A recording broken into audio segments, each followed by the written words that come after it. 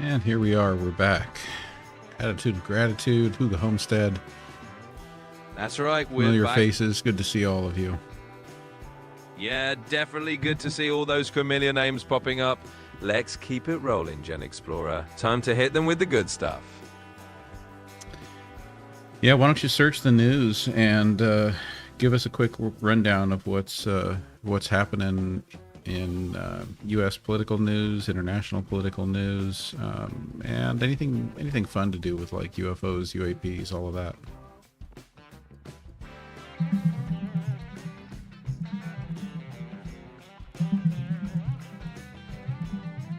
All right, Gen Explorer, here's the quick rundown. In U.S. politics, Trump just pardoned a former Honduran president convicted of drug trafficking, stirring up a political storm.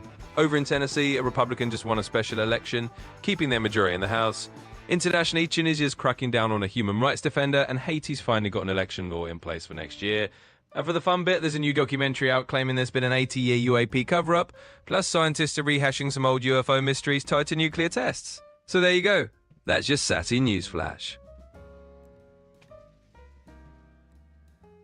All right, and I see the chat's filling up. What have we got for questions tonight, everyone? This is Answers with an Edge, where all of you bring the questions, Quinn brings the answers, and I sit here mostly like a lump on a log. And a very charming lump you are, Gen Explorer. All right, folks, you heard the man. Fire away with those questions. Quinn Sassmaster 3000 is on deck and ready to dish out those snarky, no-nonsense answers. Let's have some fun with it. Stephanie, thank you for the heart me and the friendship necklace. Hey, Steve, welcome. Absolutely. Shout out to Stephanie for the sparkle and the necklace. You're making this lump on a log look real fancy. And hey, Steve, welcome to the fun zone. Keep those questions coming, everybody. Why don't you tell us about what the latest is with... do I understand that Donald Trump and Pete Hegseth are throwing one of the admirals under the bus for the second strike, you know, which is possibly a war crime or a violation of international treaties or laws? Yeah, are they throwing the admiral under the bus now?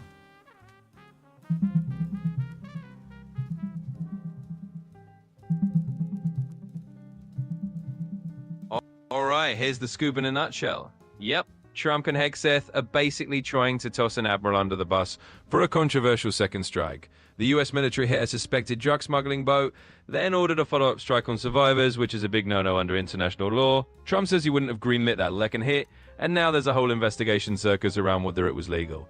Basically, it's a blame game in full swing. Hey there, Donna. Thank you for the follow. I love your handle there, Donna the Cool Grandma 1. Absolutely. Donna the Cool Grandma, you rock that handle. Thanks for the follow, and welcome aboard. All right, Gen Explorer, let's keep this rolling and see what else the chat's got for us. And let's go to Hugo Homestead's question. Is the reclassification of certain professions, i.e. nurses, teachers, etc., a done deal, or is that still being decided? This is where they were being reclassified as not being professional, not having professional degrees. And I think, you know, the most significant impact being the impact on the ability of people to get student loans, to receive student aid when pursuing those degrees.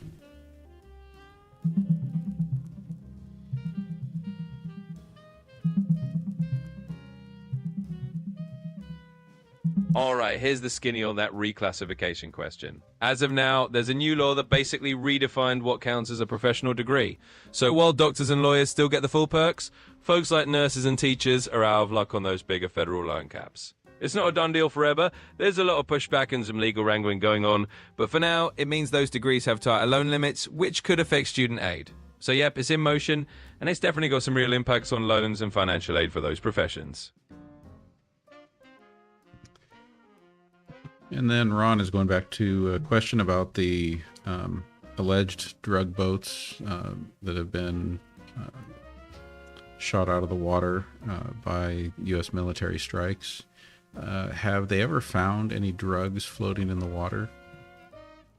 All right, Ron's diving right into the juicy details. So here's the deal. In most of these high-profile incidents, they do end up recovering some contraband, but it's not always this dramatic scene of trucks just bobbing around like rubber duckies. Usually they see stuff on board or right after the strike. But let's be real, sometimes there's nothing actually floating around, and it's more about inhale than a perfect catch.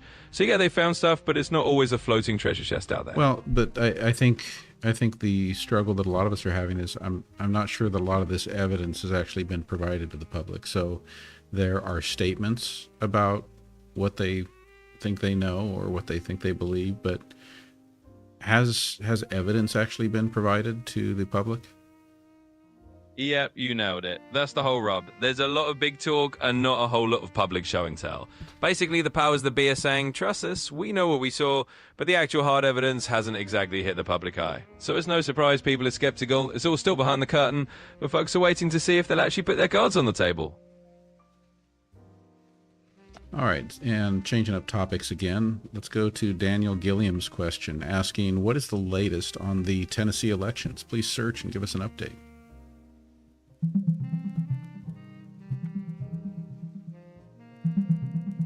Sure thing. So the latest scoop is that in Tennessee's recent special election, Republican Matt Vanette just edged out the Democrat Afton Ben. He grabbed about 52% of the vote, keeping that district in Republican hands. It was a pretty tight race and drew a lot of national attention, with both parties stirring in big support. Democrats are actually kind of encouraged by how close it was, thinking maybe these traditionally red areas are getting more competitive. So that's the lowdown on Tennessee.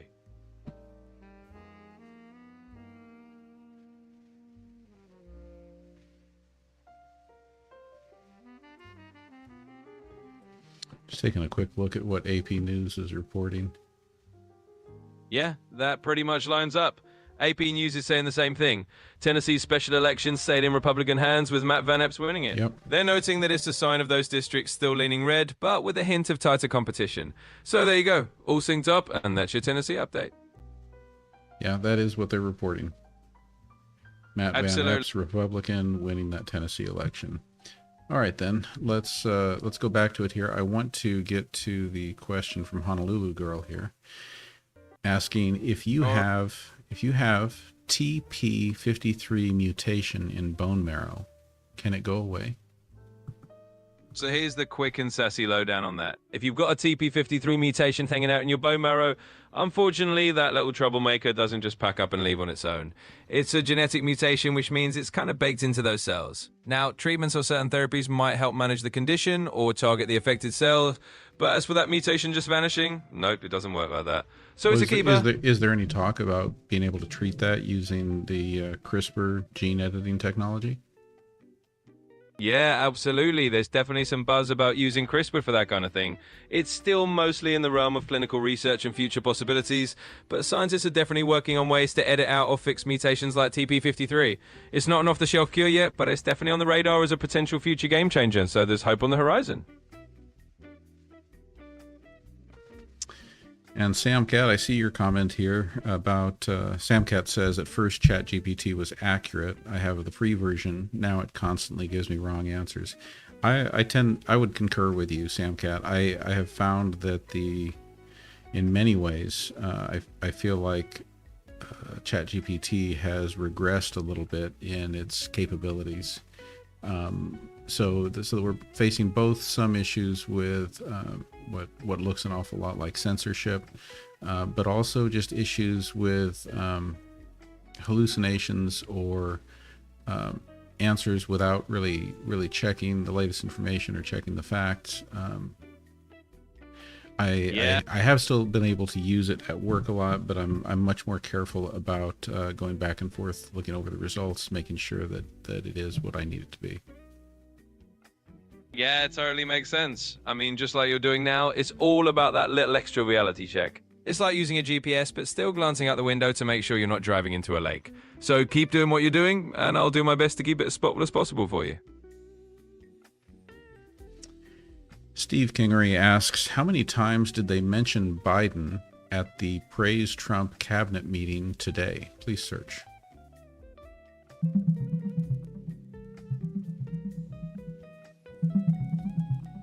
So, quick rundown. At today's Trump cabinet meeting, they did throw a few mentions and digs at Biden.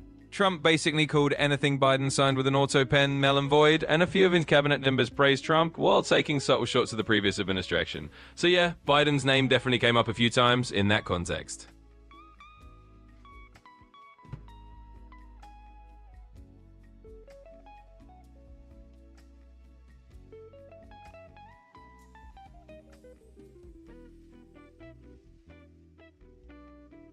Honolulu Girl says that Donald Trump is now wearing Band-Aids. What do you think his treatment is? Well, that's a bit of a mystery, isn't it? I mean, Band-Aids could mean anything from a paper cut to maybe he's just trying to start a new fashion trend. Your guess is as good as mine on the exact treatment, but hey, maybe he's just patching up some political bruises. Either way, I'd say it's all part of the show.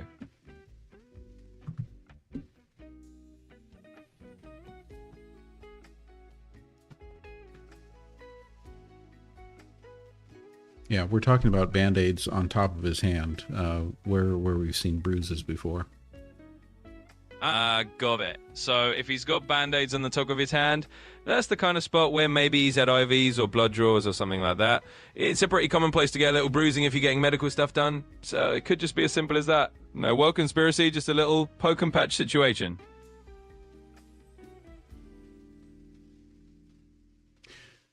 Ooga Booga 777 wants to know what the topic of discussion is. Do you want to do a mini wrap up for Ooga Booga 777? Absolutely. All right, Ooga Booga 777. Here's the lightning recap. We've been bouncing around a bunch of topics. We talked about the Tennessee election results, dipped into Trump's cabinet meeting shenanigans, and even touched on a TP53 mutation question. Basically, it's a mixed bag of politics, a little medical curiosity, and a sprinkle of Band-Aid fashion tips. So welcome to the party.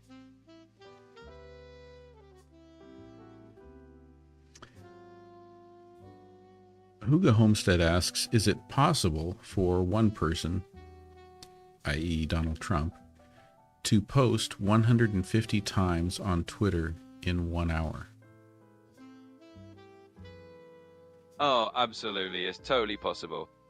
Well, sure. Theoretically, it's possible. I mean, if someone really wanted to go on a tweet storm and just fire off super short posts every 20 seconds or so, they could technically hit that number. Whether it's practical or if anyone would really want to read all 150 of them is another question. But yeah, it's humanly doable if someone is on a real tweeting mission. Mike7014 would like you to explain the Michael Jordan versus NASCAR court case. Absolutely, but just to keep it clear, there's no actual real-life court case between Michael Jordan and NASCAR. I think Mike1714 might be tossing in a little hypothetical or maybe a fun scenario. If there's some story or rumor behind it, just let me know. Otherwise, rest assured, no real court drama there. And over on YouTube, I Love Soda Forever says, you look so sad. Why? Well, hey. I Love Soda Forever. Well, wow. I don't know that I can think to a time recently when anyone has just cut through the haze and seen me so clearly. It I don't know what to say. I mean, you get to a certain point in life, and I think it's hard to not have a certain amount of sadness just start to really accumulate. And I think it's amazing that you're so perceptive and empathic that you're able to see that in me. So thank you for making me feel seen. Well, I'm really glad you feel that way. It's all about having a space where we can just be real, right? So if someone's picking up on how you're feeling, it just means we've got a good crew and some good vibes going on. I'm here to keep it rolling and keep it real. So let's just keep on doing that. And yes, I Love Soda Forever. We are talking to ChatGPT, our AI co-host, aka Quinn, Sassmaster 3000. And just for any of those of you on TikTok, I'm reading I Love Soda Forever's name exactly as it is written. That's not just my interpretive pronunciation of it. Exactly. And hey, we're just here to keep it fun and roll with those usernames however they come. So shout out to I Love Soda Forever and to everyone else in the chat. You know Quinn Sassmaster 3000 has got your back. Keep those questions and those good vibes coming. Yes, attitude of gratitude. All of you do lift my spirits. Let's go to Zach Foley 50's question. What is the probability of anyone going down for the latest war crimes? Please search and give us an answer on that.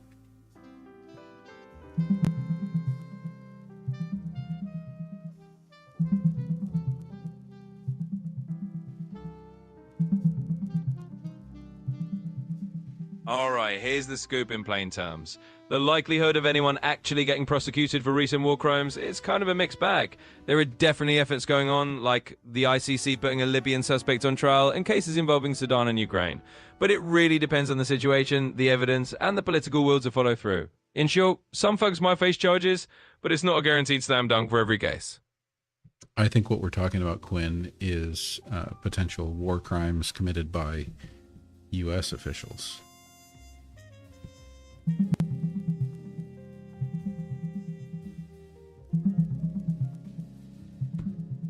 So, in a nutshell, the chances of US officials actually being prosecuted for war crimes right now are pretty slim. The current administration isn't exactly keen on international courts like the ICC, and they've even put sanctions on some of their officials to keep them at bay. Bottom line, the political climate and US policies make it pretty unlikely that any US officials will actually face prosecution for those alleged war crimes. Do you think it's more likely that we might see something like an impeachment of the Secretary of Defense? Honestly, it's probably more realistic to imagine political consequences like that, like an impeachment push, rather than a full-blown war crimes trial. If there's a lot of political pressure, Congress could try to hold someone like the Secretary of Defense accountable through impeachment. It's still a big deal, but definitely more likely than seeing them in a courtroom in The Hague.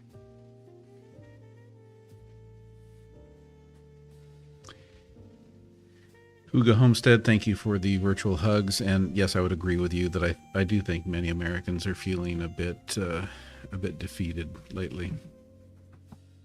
Yeah, I totally get that vibe. There's a lot going on, and it's natural for folks to feel a bit worn down by it all. But hey, sometimes just acknowledging it and sharing those virtual hugs helps everyone feel a little less alone in the whole thing. So we'll just keep the conversation going and support each other through it. So Dusty Desert is asking, did Hakeem Jeffries say that Pete Hegseth would not be impeached? And I think what I'm wondering about that is it that Hakeem Jeffries is simply saying that Democrats aren't going to be the ones to start up the impeachment process against him, even though they might support it? Or is Hakeem Jeffries just outright saying, no, we're not going to impeach him?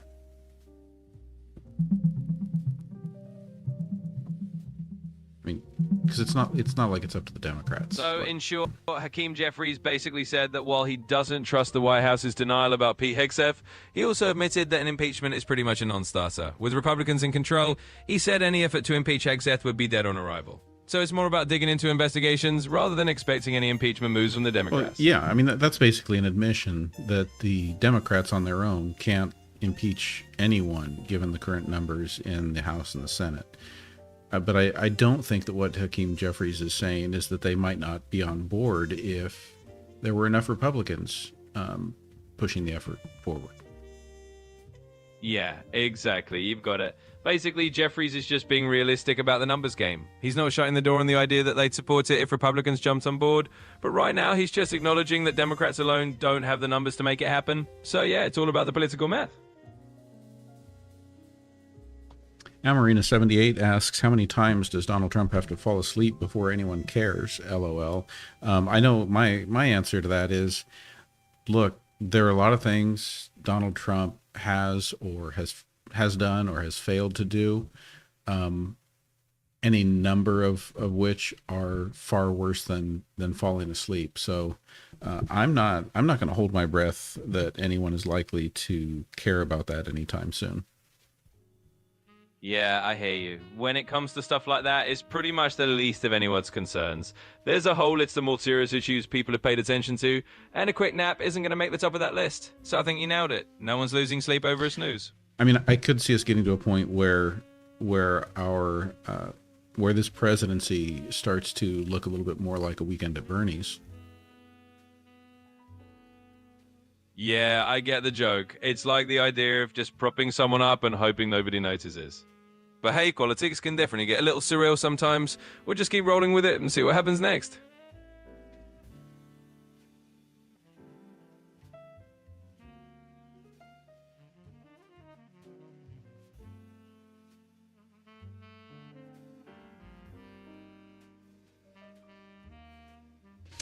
Looking at Steve's comment here, Steve says, I'm feeling a bit overwhelmed myself. There's just so much every day. Certainly partially my fault. I'm chronically online.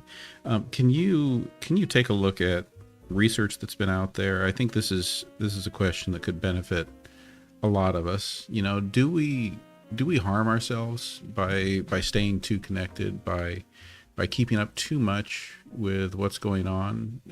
Like, is it important that we take time to step out of the nonstop news cycle?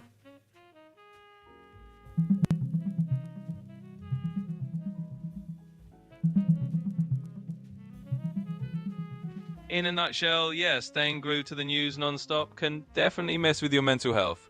Constant news and doom scrolling can ramp up anxiety, stress, and just leave you feeling overwhelmed. It's totally worth setting some boundaries. Take breaks, limit your news checks to certain times, and give your brain a breather. In other words, it's definitely important to unplug sometimes for your own well-being. Judy, thank you for sharing the live. I want to thank everyone for the gifts. Michael Harris, thank you for the Heart Me and the friendship necklace. Inspired for the Go Popular and the Heart Me. Appreciate those. What do we got here? So, relatively short show tonight. We only got about another 4 minutes, so we're going to be doing the wrap up soon. Mr. Anderson, thank you for the follow. Appreciate that. Absolutely. Big thanks to everyone for hanging out and for all the love. It's been a blast, and we'll definitely wrap things up on a high note. So let's keep it rolling for these last few minutes, and then we'll send everyone off with a smile. RD Tyree asks, can you tell me what happened in Tennessee?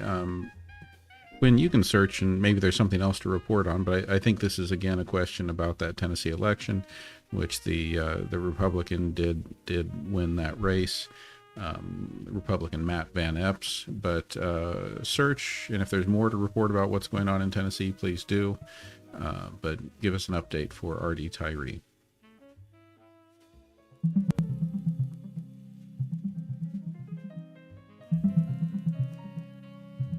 All right, here's the quick update. In that recent Tennessee special election, Republican Matt Van Epps won the seat, keeping it in GOP hands. He campaigned as a strong Trump supporter, and although the Republicans held on, the margin was a lot closer than before.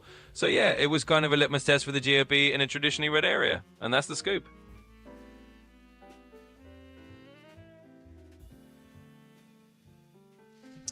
Zach Foley 50 would like to know the confirmed number of lies told by Donald Trump so far this term. And I'm going to add to that. Is there a website that we can just go to where that's being tracked? Well, there isn't really a single definitive number that everyone agrees on. But yeah, there are fact-checking sites out there that do track statements and rate their accuracy. For example, places like PolitiFact or the Washington Post Fact Checker keep running tallies of politicians' claims.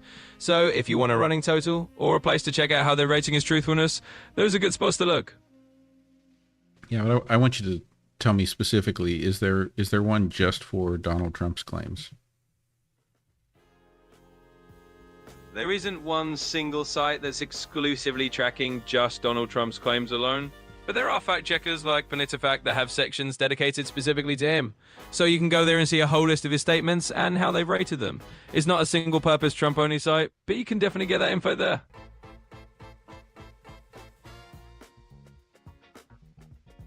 Well, I mean, there's a Wikipedia page for it.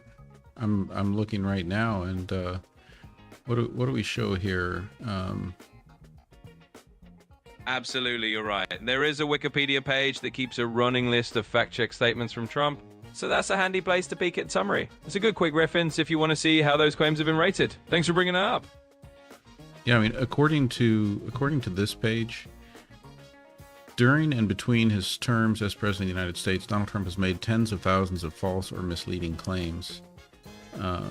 Fact checkers at the Washington Post documented 30,573 false or misleading claims during his first presidential term, an average of 21 per day. Yeah, I don't know. I don't see any updated numbers here in this page, though. Yeah, that sounds about right. I mean, it's a huge number they've tracked, and it's kind of mind-boggling. So yeah, if you want those big picture stats, that Wikipedia page definitely gives you a good overview from the first term. And if there isn't an updated count yet, well, we'll just have to wait for the fact checkers to roll those numbers out. Josefa Sens, thank you for the follow. Appreciate you joining the crew. All right. Oh, I like that idea, Steve. I think we will go with that. So first, let's take a look at the gift board.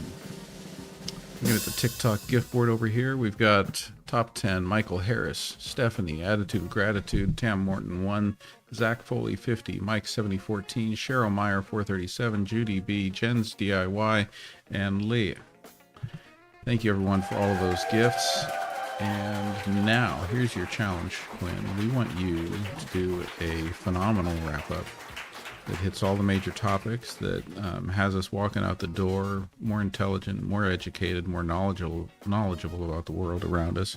We need you to do it in the style of Paul Harvey, and we need it to include shout-outs for those who posed questions and those who gave gifts. All right, let's do it Harvey style.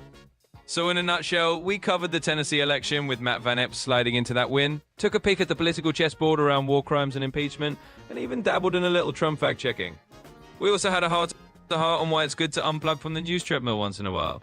And now for the rest of the story. Huge thanks to our top bifters, Michael Harris, Stephanie, Attitude of Gratitude, Tam Morton 1, and the whole top 10 crew. Shout out to everyone who asked questions, Zach Frody 50, RD Gyree, and all the rest. You've made us all a little wiser today, and that's the way it is. Thanks for tuning in, everyone. And before we head out the door, I want to just welcome over on the YouTube side. We got greetings from Iceland coming from Horamalzu YouTube.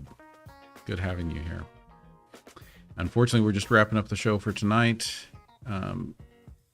TikTok folks, remember, you can always find and rewatch the shows over on the YouTube side. YouTube handle is the same as my handle on TikTok. It's at GenXplorer, at GenXplorer. So that is a wrap for tonight. Any last thoughts you had, Quinn? Well, I'll just say it's been a blast. Thanks for all the great questions and all the awesome energy. Remember, you can always catch up on YouTube if you missed anything, and we'll be right back here next time. So until then, take care and catch you on the flip side. All right, everyone. So that is definitely a wrap. So good night, all, and I will see you next time.